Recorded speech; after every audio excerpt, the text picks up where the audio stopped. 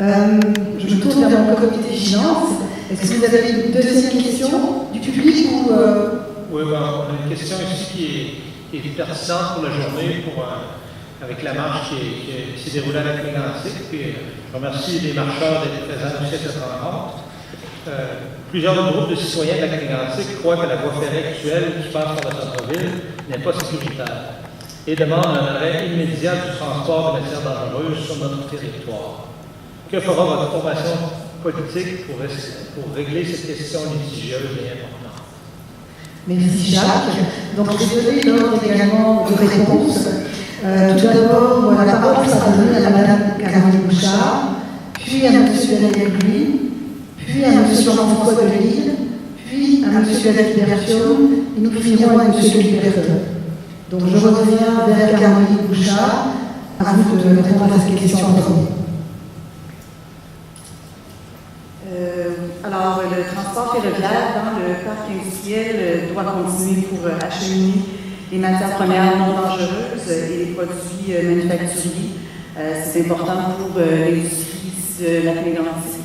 Alors, nous, ce qu'on propose, en fait, avec toutes les mesures concrètes et sévères pour mieux encadrer immédiatement le transport ferroviaire, on pense que de cette façon-là, on peut assurer une meilleure sécurité ferroviaire ici à la Clégantique. Et évidemment, comme j'ai dit tout à l'heure, nous sommes pour l'aménagement d'une voie de contournement aussi. Alors, en ayant une voie de contournement qui va ceinturer la ville de la Clégantique et en imposant des mesures beaucoup plus sévères pour assurer une meilleure sécurité, on pense que le transport de matière pourra se poursuivre à la Clégantique pour servir les industries, la vie économique. Je pense que c'est important aussi pour la ville. Alors, on pense pouvoir arriver à un bon compromis de cette façon-là. Merci, Mme Bouchard. Je donnerai la parole à M. Daniel Gouy. Il est clair que les trains risquent de repasser en 2016. Et les trains, il est clair qu'il n'y a pas d'acceptabilité sociale ici à Mégantic pour que cela arrive. Alors, qu'est-ce qu'on fait? Si on interdit, par exemple, par ordre ministériel, que les trains blocs de pétrole passent à Mégantic, et si la compagnie qui dit, bien, sans ces trains-là, je risque d'arrêter mon service ferroviaire, mettant en péril évidemment l'industrie du coin, il va falloir compenser. Il va falloir compenser Tafisa, il va falloir compenser CMU. Et l'argent va devoir venir de l'État, de vos taxes. N'empêche que ça pourrait forcer l'État à accélérer les travaux de voies de contournement. Si à chaque fois qu'il faut compenser les pertes de CMQ et de Tafisa pour un manque dans le transport ferroviaire, ça va coûter de l'argent tout de suite et peut-être ça va forcer l'État à accélérer le processus pour non seulement concevoir la voie de contournement, mais la construire. Je pense que la position de dire non au transport, tant aussi longtemps qu'il n'y a pas de voie de contournement, est la meilleure et ça risque d'augmenter et d'accélérer la construction de la voie de contournement parce que si ça ne se fait pas, mais il n'y a pas de transport. Alors maintenez votre point, non transport dangereux, tant aussi longtemps qu'il n'y a pas de voie de contournement. C'est ce qui est le plus gagnant.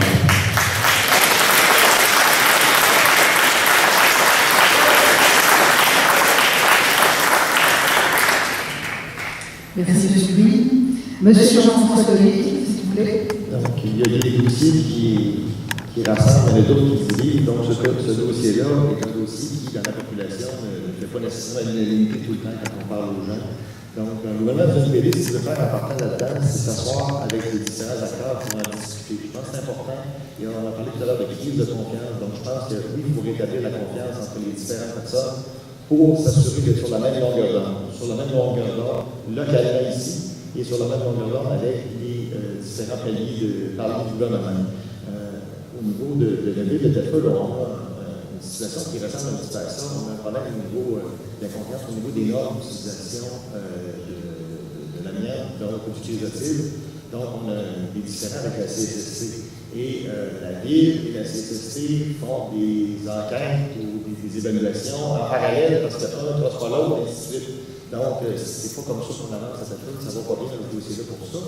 Et ici, il faut qu'on ait sur le travail sur le même principe, il faut qu'on ait des évaluations qui soient communes, pour que les gens les partagent, pour que les gens soient d'accord avec ce qui est fait là.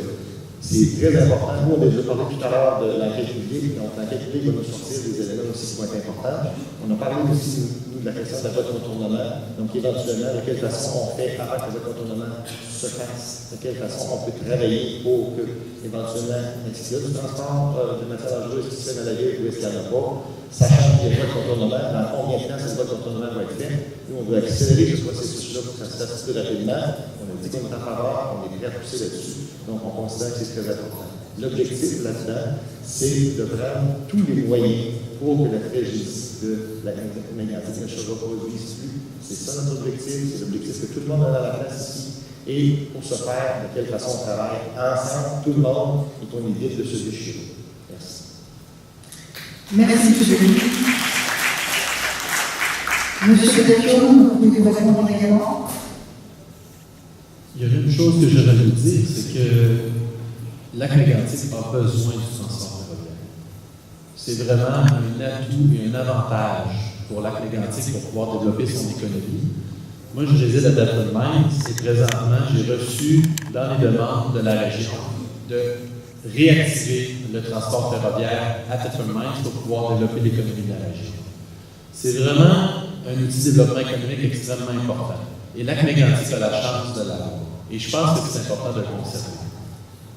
La question aussi, j'entendais aussi M. Green partisan qui disait, là, on devrait peut-être empêcher le transport des matières dangereuses, puis compenser les entreprises. Il y a une chose que je peux vous dire, c'est que les matières dangereuses, elles servent à des industries qui ont besoin de ces matières-là pour pouvoir développer des produits, puis les commercialiser, puis vendre des produits, exporter des produits et offrir des emplois aux gens de Lac-Mégantic aussi d'ailleurs. Ces matières dangereuses-là sont nécessaires et on ne les déplace pas pour le plaisir. C'est parce qu'on en a besoin dans un procédé et pour faire un produit. Et si on empêche le transport par voie ferroviaire, les matières dangereuses vont être transportées quand même, par camion ou par d'autres méthodes. Parce qu'effectivement, ces industries-là ne peuvent pas s'en passer. Elles en ont besoin pour pouvoir fonctionner. Évidemment, on aimerait ça qu'il n'y ait pas de matières dangereuses, mais on n'en ait pas besoin. Mais la réalité, c'est autre chose. La réalité, c'est que parfois, on doit utiliser des produits chimiques qui présentent des risques. Mais la façon, c'est qu'on doit les utiliser de façon sécuritaire. On doit les transporter de façon sécuritaire. Et moi, je pense qu'on ne doit pas viser un bannissement.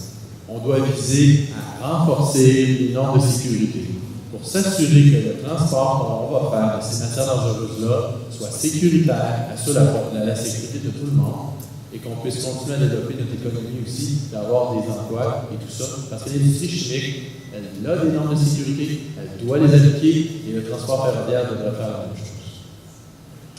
Merci beaucoup. Enfin, M. Bertol.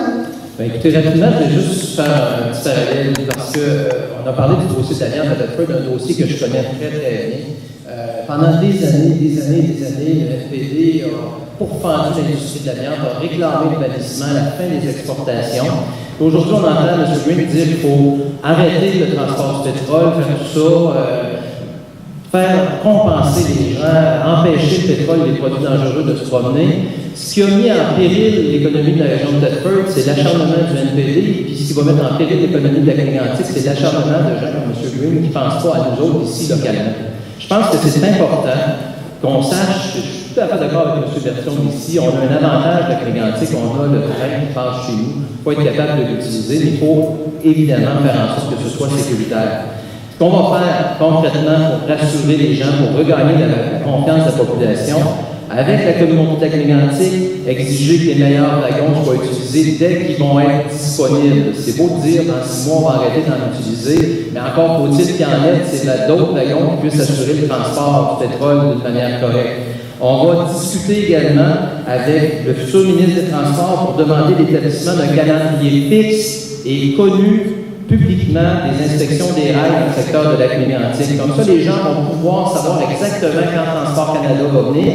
Puis on va même demander, Ça a déjà été offert à la NRS de la Clémentique, d'ailleurs ici, que des élus puissent assister et participer à ces inspections des rails-là, pour comprendre pourquoi les experts déterminent que si on roule à 10 000 à l'heure, c'est sécuritaire. Je pense que c'est des mesures concrètes qui vont faire en sorte qu'on va à la fois assurer la sécurité de la population, puis en même temps assurer le développement et l'avenir de notre communauté. Merci beaucoup. Monsieur Jean Rodier, une question publique? En fait, on a plusieurs questions du public. Je crois que les gens sont prêts ici à poser des questions au micro. Comme il y en a trop, on va s'engager à publier nos questions sur notre page Facebook et publier vos réponses. Donc, chacune des questions vont être écrites telles quelles, sans exception, mais de cette façon-là, on va pouvoir y répondre à chacune. Donc, maintenant, on va y aller directement au micro. Donc, avant de prendre